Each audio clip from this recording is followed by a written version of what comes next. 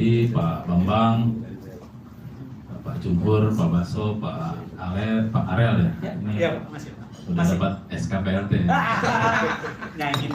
Kayaknya dari Pak Tito juga nih. Surat-suratnya juga presiden. Padahal nggak usah hati dari Pak Indra, Bung Daeng dan Bun Arti serta kawan-kawan pengurus SPN yang hadir dalam forum ini. Assalamualaikum warahmatullahi wabarakatuh. Selamat siang, salam sejahtera untuk kita semua. Untuk soal kampanye kayaknya tadi udah selesai ya, disampaikan ya. Saya kira udah clear teman-teman ya, terang benderang lah. Nggak perlu 2 atau 3 atau 1 gitu. Kan kalau sholat juga yang pakai atahiyat nggak gini, pakai gini. Mulai deh. Ada 3. Sholatnya begini. Atau apalagi begini. Begitu ya Pak Haji ya? Jadi gitu ya. Pertama saya kira saya secara pribadi dan organisasi menyampaikan selamat dan sukses untuk Rakornasnya ya. Seperti ini sih Rakornasnya secara pokok sih basa-basi sebelum deklarasi kan. Ya, begini kawan-kawan sekalian, saya kira saya hanya memberikan satu penerangan. Kita diskusi selama panjang Pak dari tahun 2022 terutama itu. Pinginnya itu nggak usah ikut-ikut pemilu karena pemilu itu udah tahu kita tuh banyak kecurangannya gitu, dari sekarang aja udah mulai curang tuh Pak. Ya, udah banyak gimmicknya yang memang mengarahkan rakyat dan akan menetapkan siapa pemenangnya yang tentu adalah direstui oleh kekuasaan. Karena dari dulu kita udah mendengar ada pingin 3 periode, ada ingin perpanjangan masa jabatan gitu ya. Dan akhirnya dengan kekuasaan sang paman mendorong ada ipar berarti itu ya, ada ipar menjadi cawapres kan. Ya. Itu kan tanda-tanda dan sekarang banyak masyarakat sudah mau melihat itu. Sebenarnya kita di para pimpinan serikat buruh terutama yang tergabung di dalam aliansi aksi juta buruh itu pinginnya itu adalah ya udah diselesaikan secara adat oleh gerakan rakyat gitu. Jadi pemilu tanpa bapak itu, kalaupun mau pemilu. Tapi kalau nggak bisa, ya memang kita yang ambil alih. Kan gitu. Tapi masalahnya ternyata, kawan-kawan sekalian, dengan berbagai upaya yang kita lakukan, kaum buruhnya nggak mau bergerak, Pak. Lebih senang bersodakoh kepada kaum kapitalis yang selama ini sudah menindas, menghisap teman-teman. Ya, kita minta 1 juta buruh yang datang cuma 500.000, Pak. Itu pun baru duhur udah hilang Pak Bambang. Itu Pak. Saya nggak tahu di KSPN mungkin nggak begitu Pak. Kalau di GSBI begini Pak, saya cerita di GSBI aja. Kalau di GSBI itu benar Pak, kalau pagi-pagi itu ramai. Ya, semangat. Sampai kan kemarin sampai HI, sampai Patung Kuda itu masih banyak Pak. Pas itu para PUK, DPC itu datang nemuin saya. Siap ketua, lapor kami begini. Bentar-bentar lagi izin ketua sholat, setelah itu hilang Pak. Penyakit. Ya. Itu tantangan bagi kita sebagai para pimpinan serikat buruh Pak. Ya. Jadi kita memang belum berhasil meyakinkan apa itu esensi daripada aksi. Tadi Pak Jumhur sudah menjelaskan Pak. Jadi aksi-aksi itu bukan sekedar kita seperti datang ke pasar membeli ikan terus pulang bawa ikan Pak. Aksi atau gerakan massa itu adalah bagian eksistensi dari rakyat yang menunjukkan bahwa ada gerakan penolakan atau gerakan persetujuan terhadap sesuatu.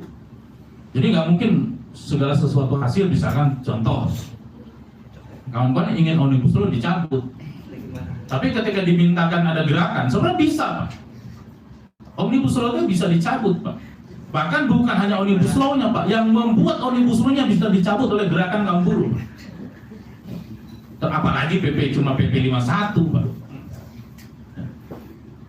Kaum buruh di sektor formal itu ada 58 juta Pak sekarang.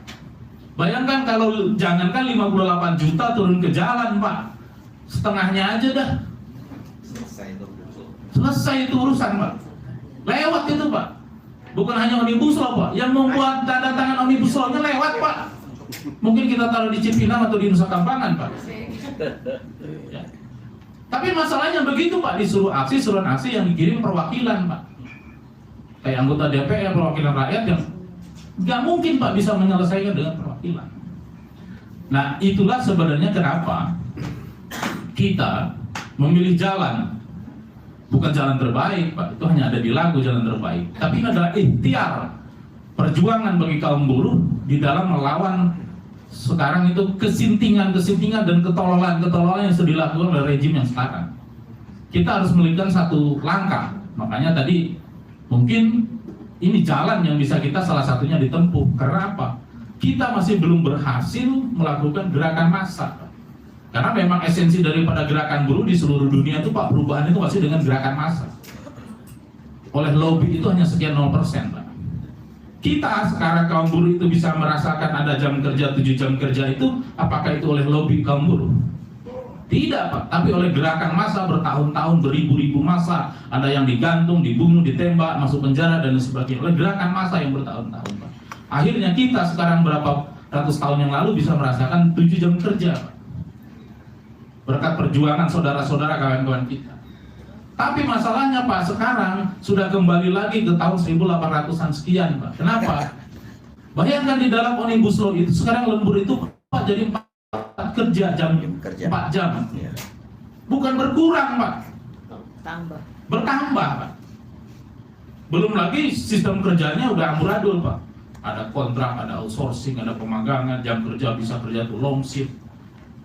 Long shift itu kalau nggak salah itu kan bisa dari shift 1 langsung ke shift 2, macam-macam gitu. Berarti kita jam kerja buruh itu udah lebih dari 7 jam sehari. Berarti udah jauh mundur kita, Pak. Nah, masalahnya sekarang kaum buruhnya banyak menikmati. Dan saya berharap KSPN tidak begitu, Pak. Sekarang, Pak, kita berdebat tentang PP 51 dengan pemerintah, Pak. Masih ada serikat buruh yang setuju dengan PP 51, Pak. Ngeri. Itu bukan dungu lagi, Pak. Super dungu itu, Pak. Itu sangat luar biasa. Banyak lagi orang ngomong nolak Omnibus Law. Ternyata bukan nolak Omnibus Law, Pak. Cuma karena nggak dilibatkan ngomong tentang Omnibus Law, celaka. Ya. Kalau nolak Omnibus Law nggak akan mungkin menghadang gerakan buruh yang melakukan perlawanan terhadap Omnibus Law, dong, Pak. Kan kira-kira begitu. Nah, ini adalah situasi-situasi yang kita lakukan. Memang tugas kita itu adalah sekarang terus teman-teman membangkitkan kesadaran kaum buruh. Kesadaran kaum buruh kita dalam situasi negara yang macam begini, ini Pak, kalau saya nyebut di DGSD itu, ini dalam sistem setengah jajahan, setengah feodal itu nggak bisa kaum buruh itu hanya ngomongin normatif, Pak. Kita kaum buruh itu harus bicara tentang politik, Pak. Harus punya kesadaran politik, karena politik panglimanya yang menentukan, Pak. Kalau politiknya ini benar, nggak akan mungkin lahir Omnibus Law. Tidak akan mungkin macam-macam terjadi bagi kita upah buruh yang dipertahankan sampai sekarang oleh pemerintah, hanya mengotak-atik rumus saja. Ya. Nah, ini saya kira kesempatan dalam Rakornas juga selain tadi memutuskan sesuatu yang amat penting ya untuk 2024, tapi juga bagaimana memperkuat, memperluas, memperbesar organisasinya dan meningkatkan kesadaran para pimpinan dan anggota kita di dalam soal masalah kesadaran politik. Kita sebagai serikat buruh jangan cukup puas kalau di dalam perusahaan itu hak-hak normatif sudah dilaksanakan, Pak. Itu dasar minimum, Pak. Tapi kapitalis itu sangat rakus, Pak. Saya sudah pernah melakukan penelitian, Pak. Kalau kita nih buruh-buruh di Indonesia ini bekerja dalam satu hari itu diupah oleh si kapitalis, sebenarnya kita tuh dengan upah satu hari itu nggak cukup, nggak butuh kerja sampai 7 jam sehari, Pak. Cukup dengan upah satu hari yang diberikan si kapitalis itu sebenarnya kita cukup 1 jam saja udah cukup kerja itu, Pak.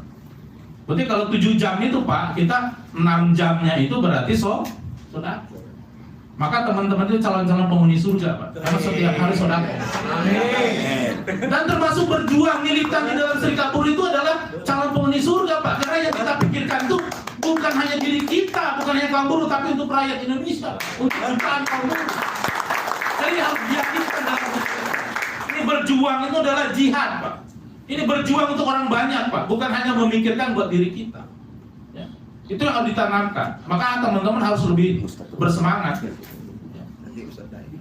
Saya kira itu saja dari saya, karena masih banyak acara, banyak agenda ya kawan-kawan sekira.